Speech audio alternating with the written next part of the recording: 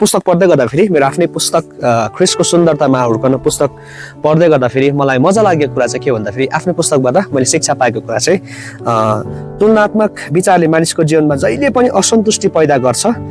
नेपालीमा बडो चाखलाग्दो भनाइ छ, नहुनु भन्दा कानममै निको भनेको चाहिँ। अनि अझै अर्को कुरा चाहिँ के लेखेको छ भन्दाखेरि फेरि अरू घोडामाथि चढ्दा आफू रिसले धुरीमा चढ्ने प्रयास नगर्नुहोस्। अनि मलाई यो वरिपरिको दृश्यहरू हेर्दाखेरि साह्रो मजा लागेको कुरा चाहिँ के भन्दाखेरि हेर्नुहोस् त यो दृश्यलाई कति एक प्रकारको काटेको होइन, चोटैलाई चोट लागेको अलिकति रुखो टाइपको तपाईँले डेजर्ट टाइपको देख्नुहुन्छ। फेरि यतापट्टि हेर्नुहोस् तपाईँले अलिकति हरियाली हल्का है लाइट ग्रिन तपाईँहरूले देख्नुहुन्छ। त्यहाँदेखि फेरि तपाईँले देख्दै यतापट्टि तपाईँले हेर्नुभयो भने एकदम सुन्दर हिमाल टल्किरहेको होइन, कति मजाले टल्किरहेको देख्नुहुन्छ। अनि यतापट्टि तपाईँले अझै हेर्नुभयो भने मजाले है हिउँ लागेर सट्ट प्लेन मजा भइरहेको छ।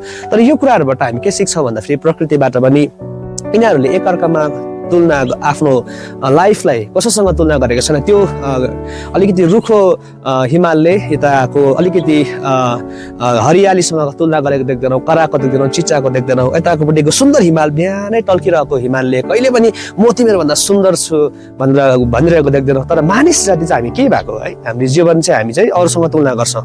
त्योभन्दा म बेटर, मभन्दा ऊ बेटर होइन, जहिले पनि ऊ राम्रो छ म राम्रो छैन, जहिले पनि उसको जस्तो उसकोमा धन छ मेरोमा छैन, उसकोमा त्यो प्रकारको जीवन छ मेरोमा छैन, उसले त्यो प्रकारले गाउँछ बजाउँछ गीत गाउँछ आराधना गर्छ प्रार्थना गर्छ होइन, म गर्न सक्दिनँ, उसकोमा त्यो काम छ त्यहाँ मेरोमा त्यो कामहरू छैन भनेर जहिले पनि तुलनात्मक जीवन जिएर हामी निराश हुन्छ। तर म उच्च दिन चाहन्छु तपाईँलाई, परमेश्वरले तपाईँलाई जो हुनको लागि बोलाउनु भएको छ तपाईँ त्यो हुनुहोस्। तपाईँ आफ्नो परमेश्वरले तपाईँलाई त्यस्तो प्रकारले नै सृजना गर्नुभएको छ।